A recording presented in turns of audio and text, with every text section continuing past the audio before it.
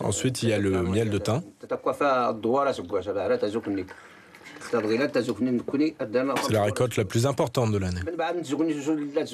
Après le thym, on a le miel de forme. Après, c'est la saison du caroubier.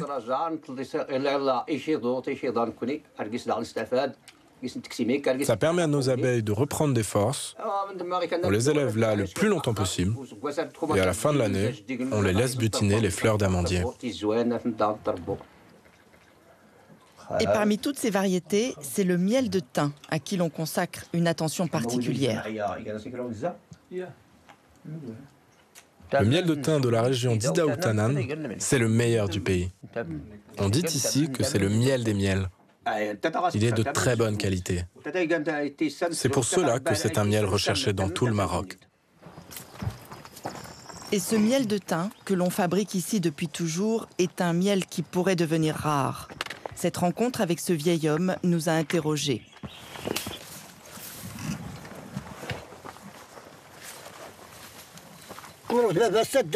Je venais ici pendant la récolte du miel.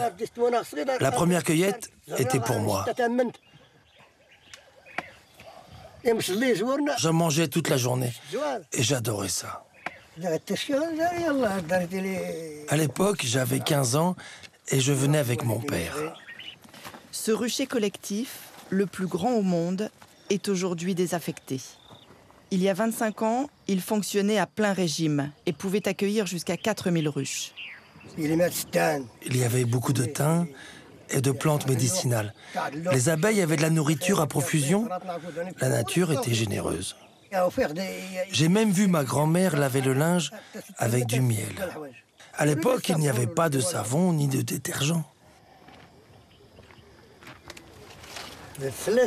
Regarde.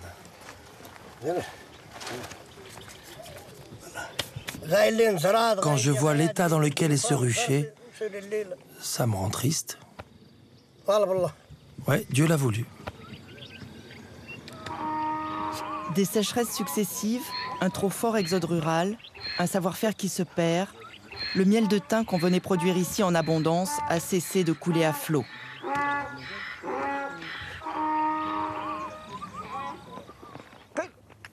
Aujourd'hui, au Maroc, on voit même poindre une pénurie sur ce miel de thym.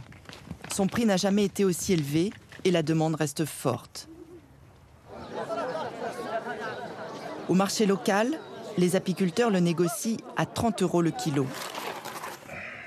Un prix désormais prohibitif pour l'exportation quand on sait que le prix d'un très bon miel en France s'achète aux alentours de 18 €.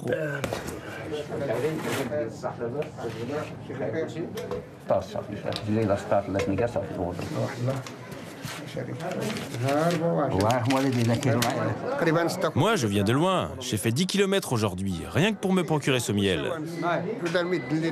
Les gens l'achètent même s'il est cher. Quand ils n'ont pas les moyens, ils se débrouillent pour en acheter une petite quantité, mais ils l'achètent.